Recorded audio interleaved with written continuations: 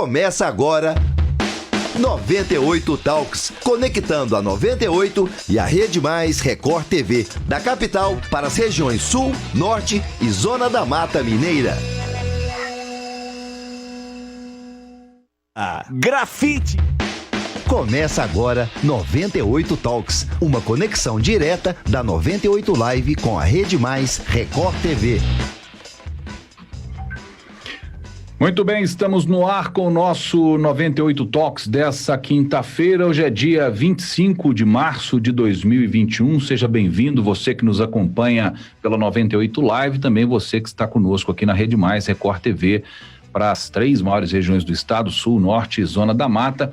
Esse é um resumo das principais notícias do dia comigo. Eu sou Luiz Fernando Rocha e também você vai acompanhar as opiniões e as análises, as avaliações de Rodrigo Carneiro e Lucas Ragazzi. Na mesa operadora da 98 FM nós temos Alexandre Silva e na produção do Talks está Marcelo Oliveira, apoiado por Vinícius Silveira, no controle mestre Rafael Ribeiro, nossa equipe também aqui na Rede Mais, direto para o estado inteiro. Você pode participar conosco pelo 98live.com.br, na aba chat do site, pelo Twitter também com a hashtag 98Talks ou pelo WhatsApp, o 31 99316 9898, 99316 9898, botando o código de área 31 aí na frente. O site da 98 é 98live.com.br, da Rede Mais, redemais.tv.br, o nosso @RedeMaisHD nas redes sociais. Lucas Ragazzi, boa noite para você, seja bem-vindo a mais um 98 Talks. Boa noite, Luiz, boa noite, Rodrigo, aos nossos ouvintes da 98, pessoal aí em casa assistindo pela Rede Mais. Vamos lá para mais um dia de Talks aqui, muita discussão, com certeza. E hoje, no horário conosco, Rodrigo Carneiro. Rodrigo, boa noite para você, seja bem-vindo aqui ao Talks. Boa noite, Luiz, boa noite, Lucas, nossa audiência aqui na capital, nossa audiência aí no interior, com a Record TV Rede Mais, agora falando corretamente. E é um prazer estar aqui com vocês, mesmo sem roteiro, né, que vocês me sabotam para variar, mas eu vou pegando aqui no meio do caminho o roteiro.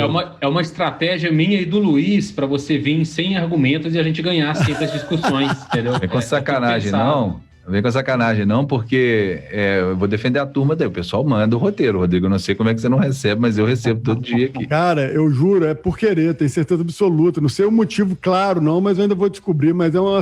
Se me sabotam nessa empresa, eu vou te falar, viu? Pra vocês entenderem, as pessoas às vezes me pedem coisas básicas assim na rede social, né? Pô, fala com fulano isso, fala com ciclano aquilo. Cara, ninguém me respeita nesse circo. O diretor da rádio não recebe o roteiro dele para entrar no programa. Então, assim, você imagina como é que é o resto, né? Isso aqui não dá para levar a gente a sério. Aqui, deixa de mimimi. Vou lacrar agora, você vai ver. Vamos começar, nós estamos no ar com o oferecimento de Uniaselv, EAD com nota máxima no MEC, tutor exclusivo. Você acessa uniaselv.com.br. Nosso primeiro assunto de hoje: um juiz da Justiça Federal do Distrito Federal autoriza a compra de vacinas por servidores de 3 instituições, entre elas a Assembleia Legislativa do Estado de Minas Gerais, sem que eles façam aquela doação para o SUS. É um assunto complicado, difícil da gente descrever para o nosso ouvido, mas nós já falamos sobre ele aqui várias vezes. Eu estou tentando achar aqui o que eu fiz aqui um resumo, mas enfim. A questão é a seguinte: o juiz Rolando Valcir Spanholo, da 21ª Vara Federal de Brasília, ele autorizou essas 3 entidades a importar as vacinas.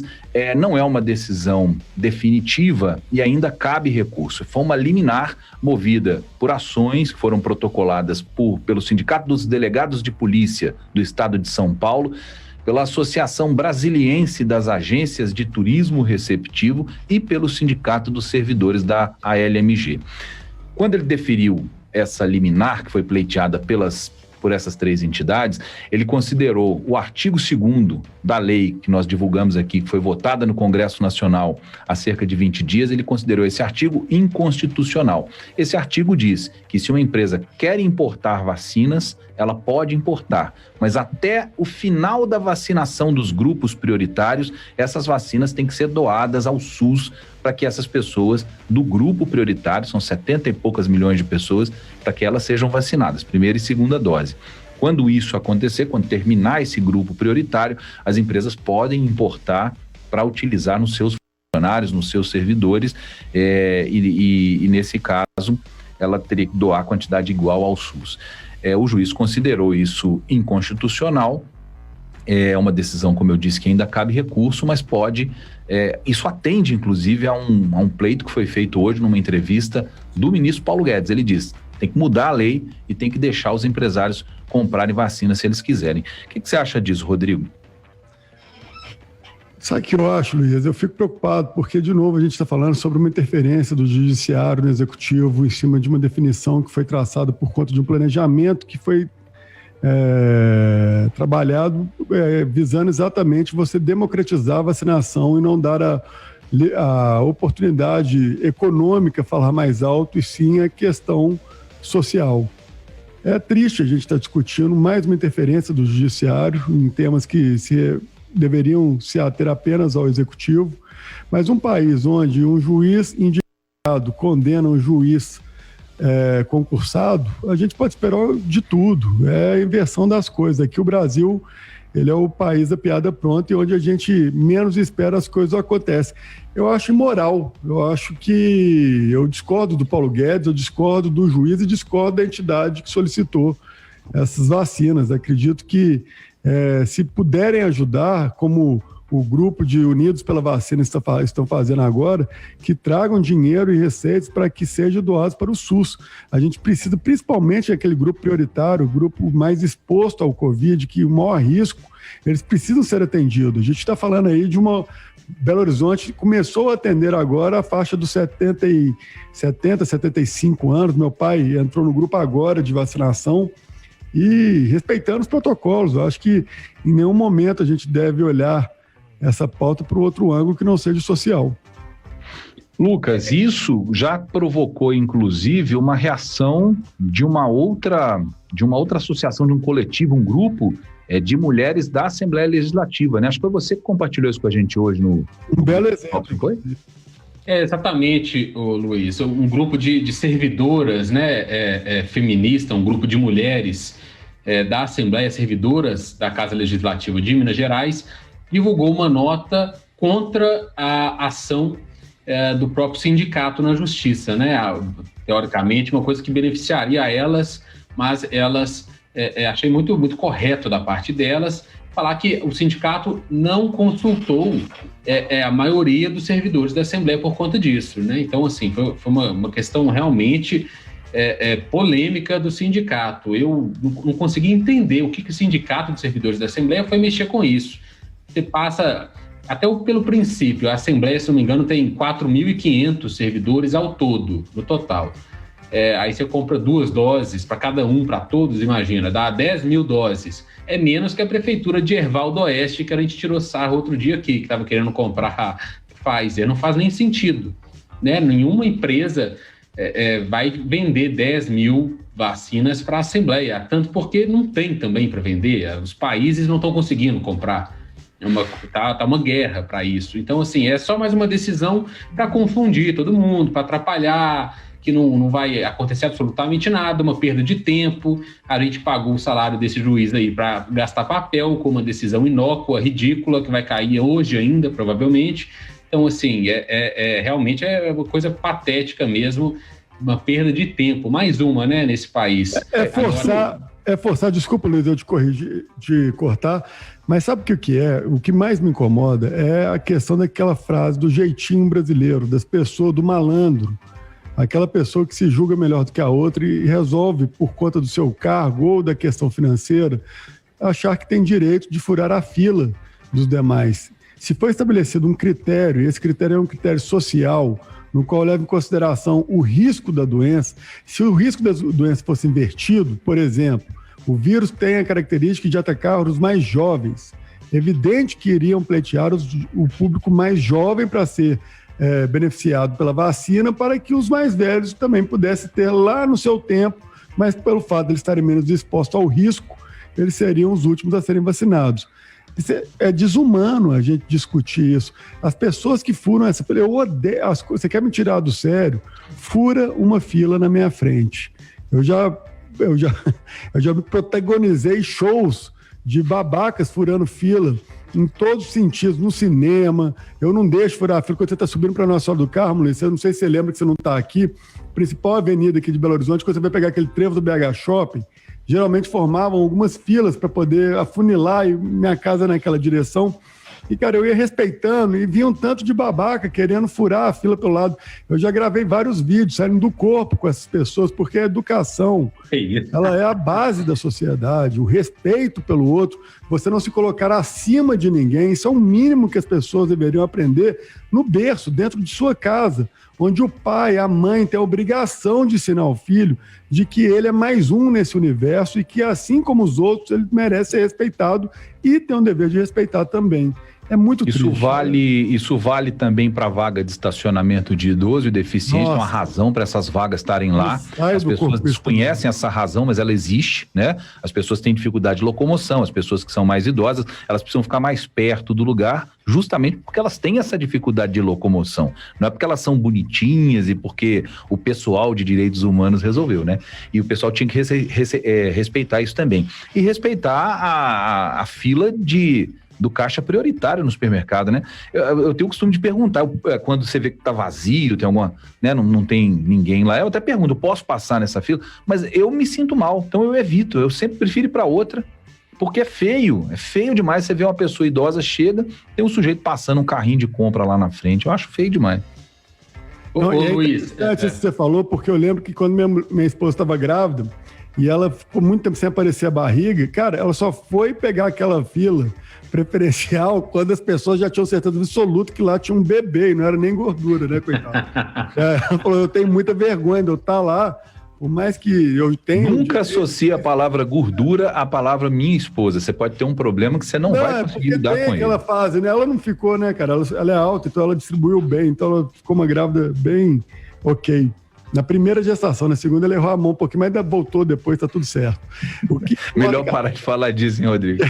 Tomara que ela seja... Lucas, tomara que ela seja... Você ia comentar e muda o assunto aí. Deixa eu mudar o assunto. Tá só se enrolando, cara. Deixa eu salvar o Rodrigo. As pessoas, às vezes, colocam numa situação que mesmo com direito, às vezes gera um constrangimento. E tem outras não. Tem aquela que vai querer colocar um travesseiro na barriga para fingir que tá grávida para se dar bem. Né? Bom, o Paulo Guedes, a fala do Paulo Guedes... Muda logo, me salva.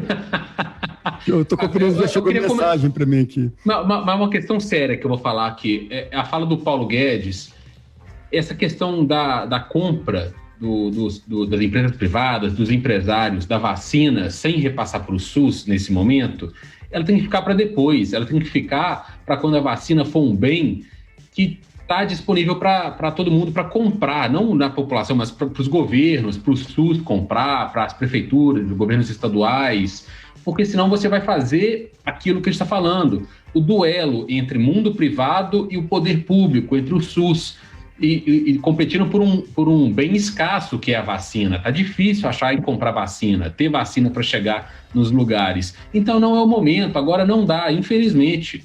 Quando a vacina tiver pronta aí para todo mundo conseguir comprar, aí beleza, aí faz a competição, aí o mundo privado vai atrás também e serve como um ótimo ponto de auxílio. Agora não é o momento. Tem duas coisas aí. Em relação ao Sindicato dos Servidores lá da Assembleia, é estranho realmente isso acontecer, e principalmente no momento em que a própria Assembleia apura um fura-fila no Estado. Isso é uma coisa, nós vamos falar disso daqui a pouquinho. E é um momento, gente, a revista Piauí publicou ontem que vários empresários ligados ao setor de transporte, familiares deles, inclusive crianças, em Belo Horizonte, teriam sido vacinados com doses da Pfizer, que, segundo essa reportagem, essas doses teriam sido compradas no exterior, importadas ilegalmente para o Brasil.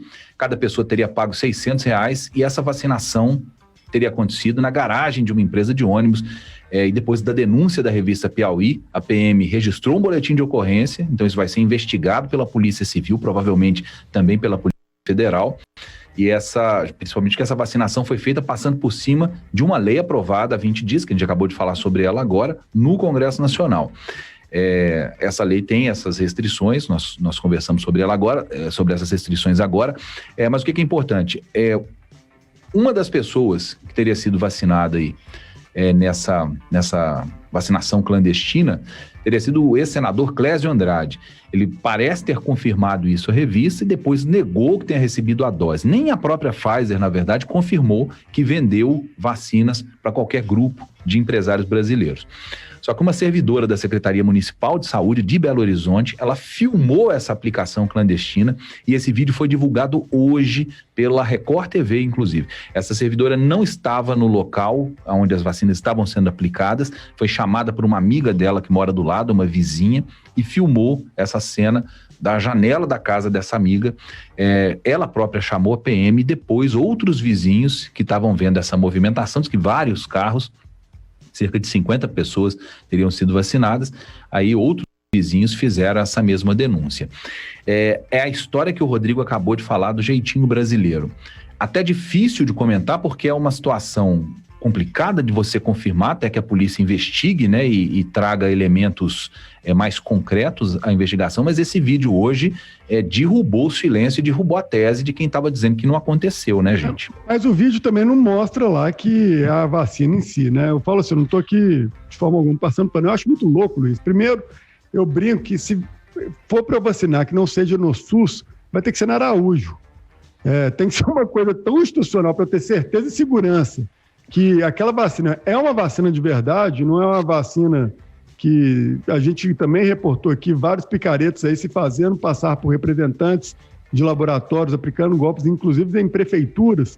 Então, eu não sei se esses empresários teriam coragem, e até mesmo me admira que eles, caso tenha feito isso, ter tido essa coragem de tomar essa vacina, sem essa procedência de forma duvidosa, muito, muito estranho isso para mim, isso é uma coisa muito estranha. Mas eu falo, cara, se vai para tomar uma vacina, gente, espera chegar na Araújo. No dia que estiver na Araújo, tá legal, foi aprovado pelo governo, tá tudo correto, aí você pode ir lá tomar sua vacina, paga por ela, libera a fila do SUS e deixa para a turma aí que é menos assistida aí, a vacina liberada. Mas Merchan tá na pauta não, hein? Não tá, não é o Merchan, não é o orgulho, eu sou amigo, gosto muito da turma e sei da seriedade deles. Acho que a gente tem que levar isso em consideração para tudo na vida. Se aceitar uma vacina sem procedência ou então de forma escusa, eu acho que é só saúde. Você não pode apresentar isso em nenhum lugar como ser vacinado, caso o seu interesse fosse para fora, já que não pode ser oficializado. Então não tem muita função, não sei realmente. Se for de verdade, a vacina vai te proteger, vai te imunizar. Mas, é tanta dúvida que eu não sei como que eles teriam essa coragem, não. Eu não teria. Você acha, Lucas, que pode ter sido uma barrigada aí da Piauí? Eu acho muito difícil, hein? Difícil. Uma matéria dessa, a repórter não apura e não publica sem estar gravando, não. Então, assim, eu acho muito difícil ter sido uma barrigada. Mas é muito estranho também o Clésio Andrade está negando tanto ele ter conversado com a repórter, né? E convenhamos, a gente que é jornalista, a gente sabe, o pessoal que está nos ouvindo e assistindo, leu a matéria também sabe, deu para perceber. A matéria, ela se sustenta, ela foi publicada por conta dessa fala do Clésio Andrade. Se não tem uma confirmação, seria muito difícil bancar a história, né? Uma fonte em off e uma confirmação em on. Sem a confirmação em on, não teria matéria. Então, assim, o on que a gente fala é quando a pessoa se apresenta com o nome e fala a informação, tá, gente? Para quem está nos assistindo. Microfone ligado, né, Lucas? Exatamente. Microfone no on.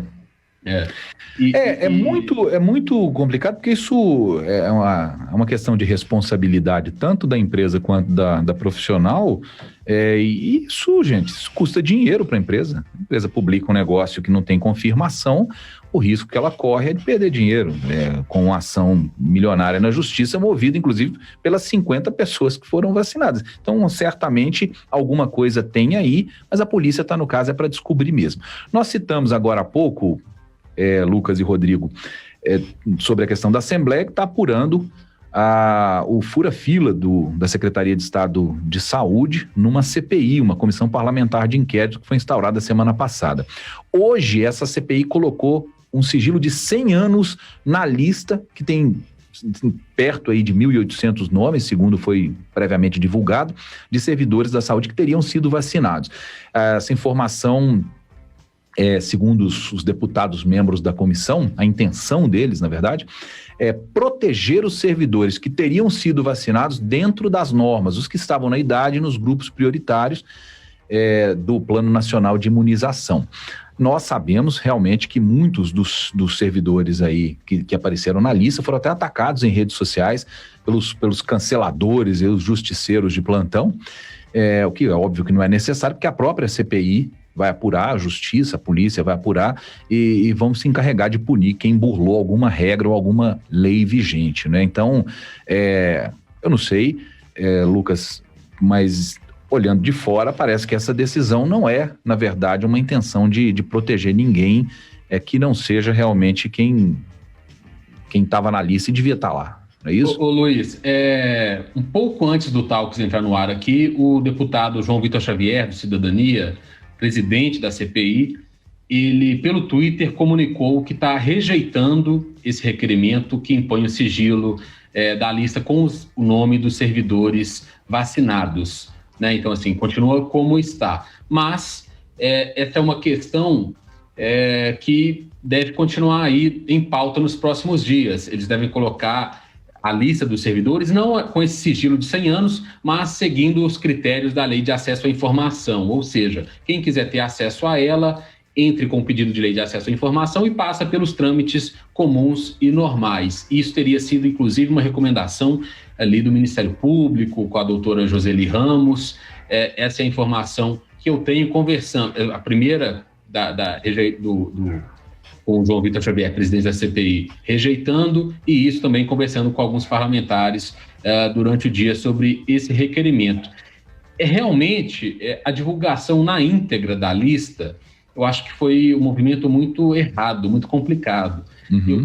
Eu sou capaz de apostar aqui que 80% daqueles servidores com o nome ali nas listas, né, hoje são 2.600 nomes nessa lista, mais 61 ou 51 com a lista da Assembleia, a maioria, grande maioria, realmente tinha que ser vacinada, merecia ser vacinada, porque são servidores que têm ali contato com essas pessoas da linha de frente dos hospitais, seguia corretamente. A questão é outra, né? Assim, não deveriam ter sido expostos. Deveriam ter sido expostos. Eu acho, Lucas, foi até uma irresponsabilidade. Na lista, as pessoas que não deveriam ter recebido a vacina. Ao invés de expor uma lista no qual mistura as pessoas que deveriam, das que não deveriam, confundir. Então, o público não sabe filtrar isso, né? O público não sabe filtrar. Exatamente. E tanto que essa lista ela foi divulgada pela Assembleia, né? Inicialmente foi tudo, eu lembro, naqueles dias, na semana retrasada, havia muita ansiedade por parte de todo mundo, da imprensa, dos parlamentares, dos assessores, de ver ali, às vezes tinha um grande nome que foi vacinado, e a lista chega, acaba que não teve nenhuma grande surpresa. Àquela altura já se sabia que o secretário de saúde havia sido vacinado, o secretário adjunto também, os subsecretários. Então, assim, eu não acho que havia necessidade de ter exposto, de ter sido divulgada a lista com todos os nomes. Bom, vamos mudar de assunto, vamos falar de vacinação. Eu tinha até uma outra pauta boa para trazer que eu não consegui botar no nosso roteiro, mas depois a gente fala sobre isso. Esse assunto é importante. Eu não recebi o roteiro mesmo, pode ficar falando aí as coisas que não é. Recebeu ainda? Para mim hoje. De alguém manda esse roteiro pro Rodrigo, pelo amor de Deus. Programa igual os ouvintes hoje. Se vocês tocam a pauta, eu vou buscando aqui na minha cabeça alguma coisa para comentar. Você é um homem bom de improviso, isso aqui interessa. Hoje eu tô sendo... Sobre a questão da vacinação, Minas Gerais vai receber, sexta-feira de manhã, está previsto para amanhã de manhã, mais um lote de vacinas contra a Covid-19, 475.600 doses divididas em uma parte da AstraZeneca, a maior parte da Coronavac, vão chegar pelo aeroporto de Confins, e a décima remessa de vacinas que chega em Minas Gerais. A mais recente tinha sido no último dia 20, né? Então, 5 dias atrás. Essa anterior com mais de 500 mil de doses, agora, como eu disse, quase 500 mil, 475 mil doses, elas começam a ser distribuídas pelas unidades regionais de saúde do estado. Pouca coisa para comentar disso, mas eu tenho uma informação interessante, gente. Ontem a gente falou que o Brasil praticamente tinha desistido das 30 milhões, aquelas 30 milhões de doses das vacinas nos Estados Unidos, mas o Brasil não desistiu. Tá difícil para o Brasil entrar no topo dessa lista de possíveis destinos dessas vacinas, só que hoje a senadora Cátia Abreu, que é presidente da Comissão de Relações Exteriores do Senado, ela deu uma declaração ao site da BBC Brasil. Ela disse que nós estamos precisando falar para o mundo que nos convertemos em um grande covidário. Isso, entre aspas, isso é a declaração da senadora Cátia Abreu. Ela disse também: representamos um risco global de ser produtor de novas cepas. Precisamos de vacinas e muitas. Não pode ser a conta-gotas como estamos recebendo. Ela disse com isso que o Brasil não pode ficar refém dos Estados Unidos e da China para receber os insumos e receber vacinas. Ela está articulando algumas ações no Congresso para liberar mais doses, especialmente vindas da China e Estados Unidos.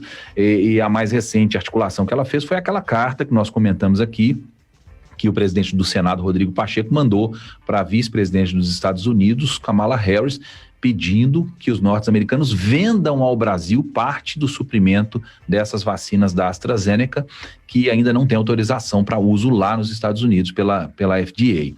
Essa carta foi mandada sexta-feira passada, só que até hoje a vice-presidente norte-americana não respondeu, ignorou solenemente aí o Senado brasileiro e o presidente do Senado. Eu não sei se isso... Nós estamos brigando por causa de 30 milhões de vacinas. Ontem você tinha dito aqui, Rodrigo, que achava mesmo que a gente não precisava disso, teoricamente, né? Também é muito entre aspas, né? O Brasil poderia se virar e comprar vacinas. Não, acho que a destinação que eles falaram, pelo menos que foi dito por vocês, que eles optaram em mandar para países mais necessitados, mais pobres, e com uma dificuldade maior em adquirir as vacinas. Eu acho que é nobre a parte dos Estados Unidos de buscar esse caminho. Eu acho que toda atitude ela tem que ter um racional, né, Luiz? Eu acho que o fato da gente receber como Brasil não pode ser simplesmente pela relação bilateral, por um interesse comercial, por qualquer tipo de interesse que não seja literalmente um interesse social, de salvar vidas, de contribuir para que a pandemia saia o quanto antes da nossa pauta. E, cara, acho que é nobre. É triste para os brasileiros que ficarão sem 30 milhões de vacinas, mas eu acho que faz sentido. Pensando por esse lado, infelizmente, e felizmente também, né? Poderíamos ser nós, os países considerados pelos Estados Unidos como um país pobre, subdesenvolvido e que não tem capacidade de gerir absolutamente nada. Acho que a questão é até outra, sabe? Mas eu vou falar na sequência. Você acha, Lucas, que 30 milhões de doses é suficiente para esse bafafá todo aí? A gente precisa urgente de vacinas. Está muito difícil chegar. A gente está com dificuldade de produção das vacinas que a gente consegue produzir aqui no Brasil. A gente está com dificuldade de negociar com a Pfizer para chegar rápido a essas vacinas. Está com dificuldade com a Moderna, com a própria vacina russa, que foi tão propagandeada, ia salvar Minas Gerais aqui nas prefeituras. Sputnik. E até agora também não se tem notícia, não se sabe em qual papel que está, onde que está. Então, assim, a gente precisa, é um bafafá, boa expressão, é um bafafá que eu acho que válido. 30 milhões é muita coisa, dava para a gente salvar muita vida com isso. Agora, Luiz, a gente está vendo essa relação conflituosa agora, né? Conflituosa não, mas dos Estados Unidos com o pedido do Senado, que não foi para frente ainda. O Senado ontem aprontou para cima do ministro das Relações Exteriores, Ernesto Araújo, em sessão da comissão.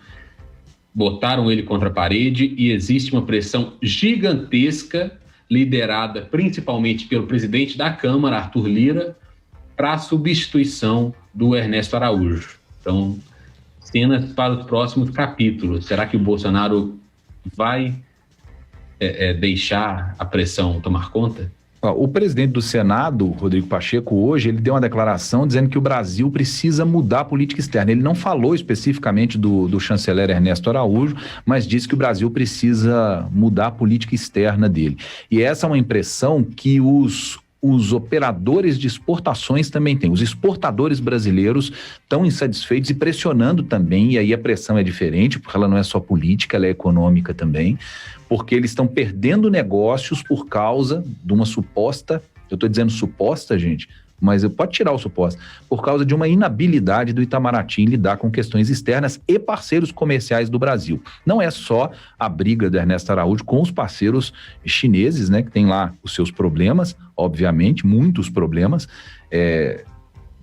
em relação ao mercado e tudo mais, mas são hoje os maiores parceiros comerciais do Brasil. Então tem que haver um tato, uma diplomacia para lidar com isso. Por isso que ele chama diplomata, né, Rodrigo? Luiz, Rodrigo, desculpa, é só fazer um comentário. O Luiz citou a falta de tato, às vezes, nessa questão das relações internacionais. O Brasil tinha uma candidata a integrar a Corte Internacional, o Tribunal Internacional de Haia, tinha uma candidata, houve uma eleição na ONU, e o Brasil, por pouco, quase não conseguiu ter voto, não pôde votar na própria candidata, porque tinha dívida com essas instituições internacionais. E quem tem uma dívida que abate 1 ano da dívida, perde o direito a voto. Por questão de 1 semana que o Brasil não perdeu esse direito a voto. É esse o nível da nossa relação exterior no momento. Eu canso de falar, eu tento não tratar as coisas de uma forma unânime, assim, acho que toda unanimidade é burra, mas o Ernesto Araújo, ele presta um desserviço para o país há muito tempo, ele é completamente fora do protocolo que se espera de um diplomata. Acho que isso é nítido, notório, a pandemia simplesmente externou mais ainda a inabilidade dele, a capacidade de fazer uma gestão de uma pasta que nesse momento é extremamente importante, é indefensável, a falta de tato, de gestão e o nível também, né? Eu acho que um diplomata que usa o vocabulário, o expediente que ele utiliza não é adequado. Agora, não gosto de colocar isso como uma conta do governo inteira, não. Acho que tem quadros muito bons nos ministérios, mas o Ernesto Araújo eu não gostava muito dele, não gosto muito dele, também não gosto muito do Weintraub, que saiu, claro, assim, demorou, mas saiu. São os dois que eu acho que... O Ernesto Araújo, eu achei que ele até sairia junto naquela época que o Weintraub saiu. Mas é questão de semanas, eu acredito, que ele vai ser substituído. Não é uma opinião mais só da oposição. Acho que isso já está muito claro para o próprio governo, que é indefensável. Por falar em ministério, né, o ministro da Economia, Paulo Guedes, disse hoje que só a vacinação em massa dos brasileiros, associada a um isolamento mais inteligente e seletivo, isso também na fala do ministro, um isolamento mais inteligente e seletivo, vai ser capaz de garantir uma retomada mais sólida da economia nacional. Ele, falando mais ou menos como o ministro da Saúde falou ontem, o Paulo Guedes disse que o Brasil precisa vacinar 1 milhão de pessoas por dia, para que isso em 2 meses, né, seriam 60 milhões de vacinados, traria um novo quadro. Ele falou que se isso acontecer em 2 meses, a gente já está com uma outra situação. Nós podemos, segundo ele, ter um horizonte completamente diferente, um país que pode retomar o crescimento já imediato e que já estava retomando.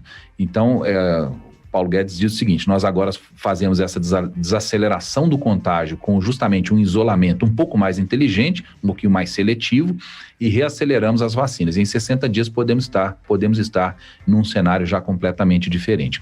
É um ponto de vista alinhado com o que o ministro da Saúde disse ontem, e ainda, eu insisto, um pouco diferente do que o presidente da República vem dizendo, né? Porque o presidente disse que desemprego no Brasil é causado por quem defende o lockdown. Parece que falta um ajuste fino ainda aí para o discurso realmente ser o mesmo, né? Não sei se vocês também entenderam dessa forma. Ontem teve uma cena muito interessante numa cerimônia na presidência, que contou ali com o presidente do STF também, presidente da Câmara, presidente do Senado, todos de máscara. Há muito tempo eu não via o governo, o executivo, todos de máscara. Eu acho que, pelo menos nessa finalização, houve uma melhora, né? também atingindo a marca de 300 mil mortes, não é possível que não houvesse. O vice-presidente general Mourão hoje também deu mais uma canelada, mais uma alfinetada no governo, falando que é inadmissível ter chegado a 300 mil mortos. Eu nunca sei onde que o Mourão quer chegar, né, com essas caneladas. Assim. É claro que ele está correto nessa fala, ninguém discorda, eu imagino, mas é interessante, né? Vez ou outra ele dá aquela caneladinha ali quando ele está entrando para a sala da vice-presidência. Eu não sei muito onde ele pretende chegar com essas alfinetadas. Mas é isso, o governo precisa de uma unidade de discurso urgente. O Bolsonaro precisa logo. Eu acho que o pronunciamento da última segunda-feira ou terça-feira já foi um sinal que ele está sendo muito assessorado e muito recomendado, que ele abaixe o tom e foque mesmo nessa situação da distanciamento social, da vacinação em massa, porque do jeito que estava antes, realmente nos trouxe até aqui. O ministro falou hoje, Rodrigo, uma pauta que você defende muito, quando ele fala do auxílio emergencial, ele fala, o Congresso precisa aprovar hoje a lei orçamentária, e se o Congresso aprovar o orçamento hoje, o governo pode antecipar o pagamento dos benefícios de pensionistas, aposentados, e liberar o auxílio emergencial. E aí ele disse, a gente pode pagar R$600, mas para isso tem que vender todas as estatais. Eu não sei até que ponto isso é um exagero, ou realmente ele pensa que essa pode ser a solução até para o auxílio emergencial. O que você acha? Eu vou te falar, Luiz, eu acho que não só o governo, acho que o estado de Minas também, acho que todos os estados, acho que é um momento muito bom para a gente tocar nesse tema, que é um tema onde estamos cansados de reportar aqui o quão prejudicial para o estado e para a nação as estatais que têm uma utilidade única e exclusiva para virar cabide de emprego, com salários superfaturados, com ineficiência na sua gestão absurda, e que o custo Brasil, quando a gente fala sobre o custo Brasil dos nossos impostos, daquilo que a gente trabalha, quando você recebe seu salário, você tem deduzido lá uma boa parte dele, do seu rico dinheirinho que você sofreu o mês inteiro para fazer ele, você pagar uma parte para a União, é por conta desse custo Brasil. As estatais fazem parte desse custo Brasil. Então, quanto mais leve o país for para nós, maior a parte da nossa receita, do nosso dinheiro, que é nosso, ficariam conosco.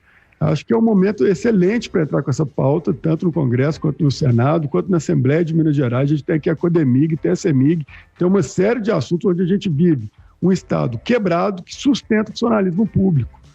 E aqui eu não estou criando nenhum tipo de ambiente onde a gente olha para o funcionalismo público, tratando ele como algo que deve ser extirpado. Não. Tem pessoas e cargos e funções extremamente eficientes necessárias do funcionalismo público. Mas existe, obviamente, em todas as estatais, um absurdo de emparelhamento de cargos com salários absurdos que gera uma ineficiência para essas empresas. Então, a gente tem que entender que um país, para ele poder, primeiro, cuidar daquilo que importa, que é saúde, segurança, infraestrutura, ele tem que ter o foco apenas naquilo. Ele não pode simplesmente achar que ele consegue abraçar tudo, porque já está aí, está dada a forma. Tudo que Minas Gerais arrecada de imposto não é o suficiente para pagar o custo de Minas Gerais, assim como o Brasil. E aí, por falar em imposto, a Minaspetro hoje está chiando aí que o governo de Minas teria aumentado mais uma vez a alíquota de ICMS a partir de 1º de abril. Ontem nós demos a notícia que a Petrobras diminuiu o preço da gasolina nas refinarias. Hoje a Minaspetro veio com essa nota aí. É difícil de entender, inclusive, se realmente isso parte do governo do estado. A reclamação principal do sindicato dos donos de postos, que é a Minaspetro, é que eles teriam solicitado ao governador que segurasse a tarifa, o ICMS, que é um mineiro, que é um dos mais caros do Brasil, e que isso o governo teria ido na direção contrária. O governo disse que não, que o que teve e o que pode ter de aumento tem referência ao preço médio, que é definido pelo Conselho de Política Fazendária. É um imbróglio difícil de resolver, mas que coloca no centro dessa discussão outra vez a questão tributária e os caminhoneiros ameaçando mais uma vez fazer aquela paralisação que a gente viveu um mês e pouco atrás, né? Luiz, mais uma vez eu repito, é uma questão matemática, não é uma questão de opinião, eu tenho certeza absoluta. Se você olha para ideologia do governo de Minas, ele é liberal. A natureza do partido do governador é uma natureza liberal. Para você fazer parte do Partido Novo, você precisa ter um olhar liberal. O olhar liberal, ele quer te dar o mínimo de imposto para fazer com que o Estado fique mais leve possível para que ele possa ser mais eficiente. Então, essa é a natureza. Não estou falando se ele está fazendo isso bem ou mal, não é juízo de valor. Só te falo que o Estado que foi herdado é um Estado que foi quebrado, sucateado e roubado por anos e anos e anos, com atraso inclusive dos salários do próprio funcionalismo público que está conseguindo colocar em dia agora. Não tem uma solução. A gente tem várias estatais ineficientes que custam ao Estado e que qualquer ou privatização ou desestatização delas, como Codemig, como Semig, Copasa, traria para os cofres públicos mineiros uma garantia de que ele poderia investir melhor esse dinheiro, fazendo com que até mesmo os impostos caiam. Mas é impossível, gente, é matemático. Não tem uma casa da moeda em Minas Gerais no qual você imprime dinheiro, assim como não adianta a nação, o governo federal, imprimir dinheiro, a inflação vem junto. Não é simples você olhar para isso, é aquele barato que sai caro. Uhum. Eu sou contra a privatização, eu não tenho essa linha liberal, o direito seu, então traga uma solução no qual você vai gerar mais eficiência. Então aumenta mais imposto, porque se você também é contra a privatização e ao mesmo tempo você é contra o aumento de imposto, me dá uma solução aí.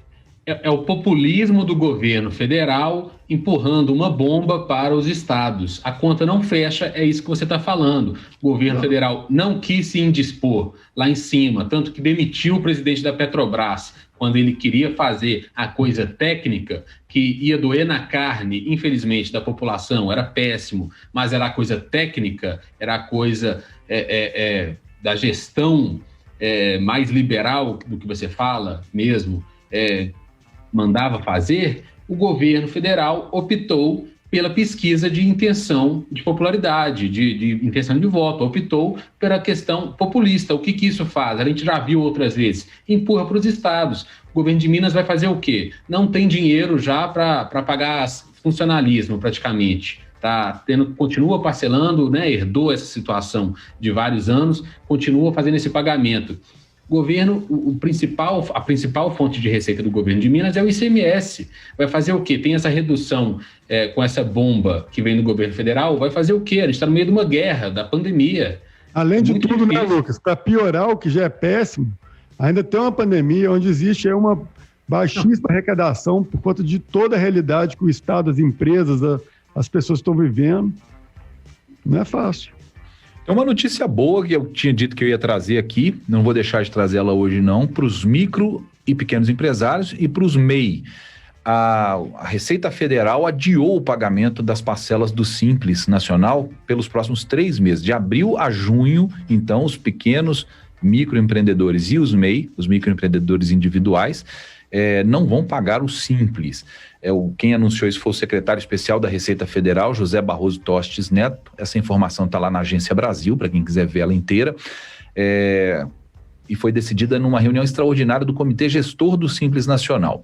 Então, de julho a dezembro, esses tributos que deixaram de ser pagos até o mês de junho vão ser recolhidos em 6 prestações. Vai ser dividido em 6 prestações para ficar mais leve um pouco para os empresários pequenos que estão tendo dificuldade nesse momento.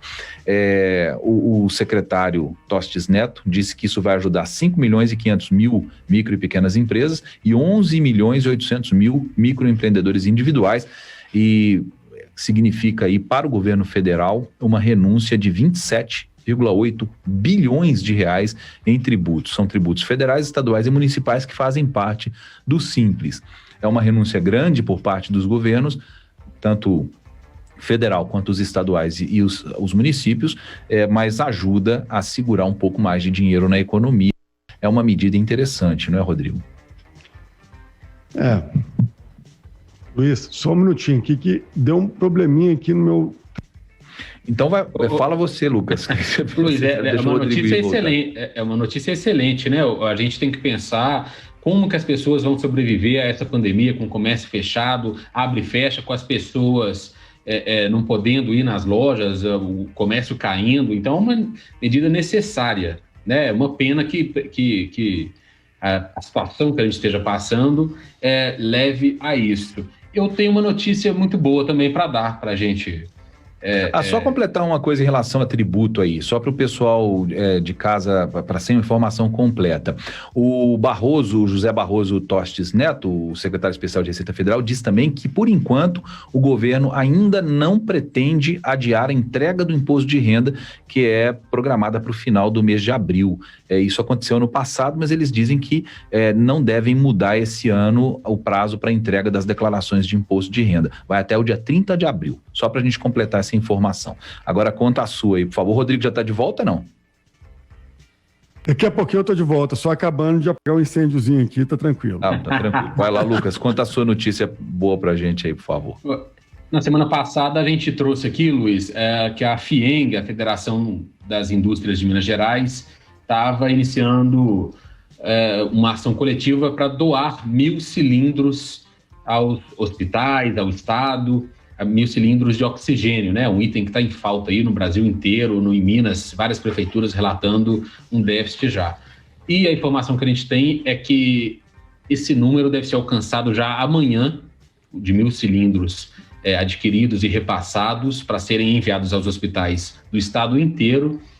Hoje está chegando já, passou de 700 cilindros já arrecadados e vai ser repassado isso para os hospitais do estado inteiro. É uma ótima notícia, né? É um item muito necessário que salva vidas nos hospitais e que está em falta no mercado, está difícil de comprar. Então, esse reforço aí que vem da iniciativa privada, né, de várias empresas que compõem ali a FIENG, dando essa ajuda muito importante para que a gente consiga sobreviver a essa pandemia que está tão difícil. E libera um pouquinho o Estado para conseguir os insumos lá, os sedativos para o processo de intubação, que é uma preocupação hoje que está tirando o sono dos profissionais da área de saúde, né? Eu vou te falar, teve um trabalho tão bacana da FIENG que a gente viu hoje uma matéria, eu estava até rindo, porque comemorando que a Alemanha está doando 80 respiradores para o Brasil. A FIENG, junto com o governo, acho que a FIENG, né, foi responsável por 1.700 respiradores de doação durante a pandemia. Então, a gente tem aí uma iniciativa privada tão demonizada aí pela turma aí que não curte muito os empresários, que tratam a gente como o mal do capitalismo, né? Contribuiu bastante aí com essa pauta. Não só isso, tiveram várias outras iniciativas deles que nos trouxeram muito orgulho, não só pelo lado de ser empresário, mas também por ser mineiro e ver que a gente unido, a gente consegue ajudar bastante, que não precisa apenas do governo para essas pautas. E uma pauta também boa, Luiz, se me permite, o Lucas até está trabalhando muito nela, a 98 entrou e está apoiando e faz parte aí do projeto Unindo Forças BH, um projeto muito bonito que tem o propósito de conseguir acumular aí de doações R$1 milhão para comprar 15 mil cestas. É um projeto apolítico, sem nenhum tipo de viés ideológico, político absoluto, só com pessoas que querem ajudar e contribuir por esse momento tão delicado aí que as pessoas estão passando, até a questão da fome assolando muito a nossa cidade. Com esse R$1 milhão, se o Lucas me corrija se eu estiver errado, serão compradas 15 mil cestas, contemplando aí 50 comunidades e terão aí acesso a mais ou menos 300 cestas cada uma. Então é um projeto muito bonito, projeto que a gente tem já um valor até, começou há pouco, né, Lucas? Já está quase com R$300 mil. Exatamente. Como é o nome do projeto, gente? É vaquinha coletiva, Lucas? Unindo Força BH. Eu acho que só quis tocar nesse tema, eu acho que daqui a pouco a gente traz aí mais detalhes dessa campanha. Acredito que amanhã, né, Lucas, no Grafite, a gente vai lançar oficialmente esse projeto e aproveitamos para poder falar um pouquinho mais dele aqui no Talks. Mas é um projeto que em Belo Horizonte a gente está tratando isso, Luiz, que inspire aí as outras cidades que a gente irradie, de buscar aí também uma forma coletiva de ajudar aqueles que precisam, porque a fome é das coisas mais tristes que o ser humano pode passar e que deve, né, dói muito, não só no estômago, mas também na alma, né? A gente sente muito por isso. A gente fala que a meta é R$1 milhão arrecadados para comprar essas cestas básicas, mas eu acho que o número mais emblemático é quando se fala que a iniciativa ela vai ajudar cerca de 40 mil famílias com essas cestas básicas, num momento tão difícil, tão complicado com a pandemia, com perda de empregos, com essa situação toda, vai abastecer muita gente, vai salvar a vida de muita gente que hoje está com dificuldades de não ter o que comer, né? Então, assim, é uma iniciativa que vai ser muito divulgada a partir de amanhã, o grafite de amanhã. Uma turma muito bacana, né, Lucas? Um pessoal Sim. sério, uma turma que está somando muito. Muito legal. O projeto que a gente tem aqui, Luiz, chama Aceleradores do Bem, é a plataforma social da 98 e que tem como objetivo dar luz a iniciativas como essa. A gente cedeu o espaço na 98 para as 10 empresas as 10 primeiras empresas que doarem R$10 mil, a gente vai dar a essas empresas R$20 mil em spots na Rádio 98, assim como também iremos colocar dinheiro, investir comprando e doando também. Então é evidente que é o momento da gente convidar a todos para participar e amanhã a gente trará mais detalhes aí desse projeto. Legal, gente. Deixa eu fazer o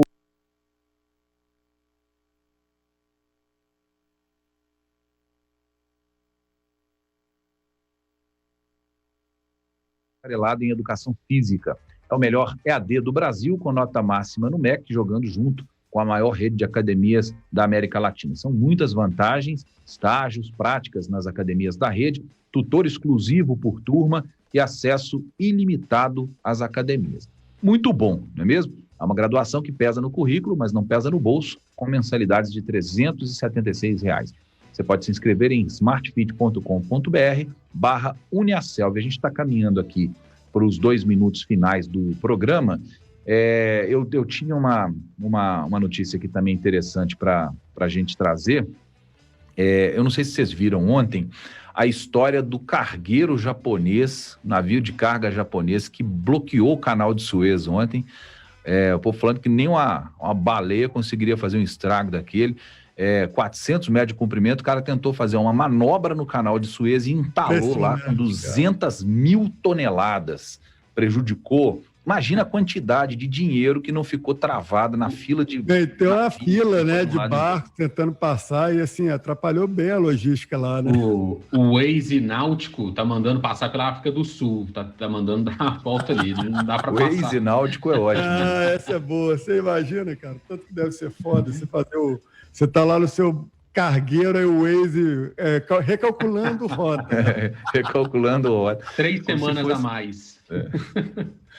Gente, nós vamos ficando por aqui com o nosso 98 Talks dessa quinta-feira. Amanhã, sexta-feira, vocês dois aí, por favor, preparem dicas legais para trazer. Nós vamos nós vamos fazer um programa mais leve. Hoje, ontem eu falei que a Prefeitura de Varginha tinha marcado uma entrevista coletiva para hoje aí, que a gente esperava que fosse decretar um lockdown mais rigoroso na cidade. Isso não aconteceu. Foram algumas regras alteradas só no decreto que já estava vigente, o decreto municipal. O governo de Minas entrou na justiça para tentar obrigar 3 cidades do estado, Valadares, Fabriciano e Varginha, a cumprirem o lockdown da onda roxa, mas Varginha ainda não vai cumprir, diz que ainda não foi notificado. Nós vamos acompanhar isso aqui e amanhã, se tiver mais informações, a gente traz para vocês. Rodrigo Carneiro, muito boa noite, obrigado. Lucas, obrigado pela companhia, boa noite para você também. Você que nos acompanha na 98 fica agora com o Arena, e você que está na Rede Mais Record TV fica com o Jornal da Record. Boa noite para vocês, aquele abraço, até amanhã. Termina aqui 98 Talks, conectando a 98 e a Rede Mais Record TV, da capital para as regiões Sul, Norte e Zona da Mata Mineira.